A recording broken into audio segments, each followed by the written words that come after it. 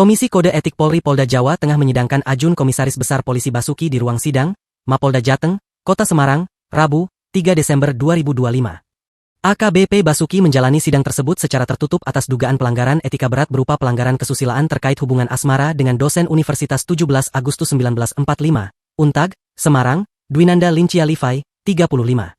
Dosen muda itu sebelumnya ditemukan tewas saat satu kamar dengan AKBP Basuki di sebuah kamar kos hotel, Kostel, Jalan Telaga Bodas Raya nomor 11 Karangrejo, Gajah Mungkur, Kota Semarang, Senin, 17 November 2025, sekira pukul 5.30 waktu Indonesia Barat. Sidang tersebut pada awalnya tidak mengundang dari kuasa hukum keluarga korban Livai.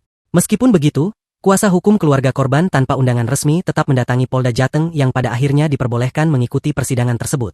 Kuasa hukum keluarga korban, Zainal Abidin Petir yang mengikuti persidangan mengatakan AKBP Basuki dipecat dari kepolisian. AKBP Basuki dipecat dari kepolisian atau pemberhentian dengan tidak hormat, katanya.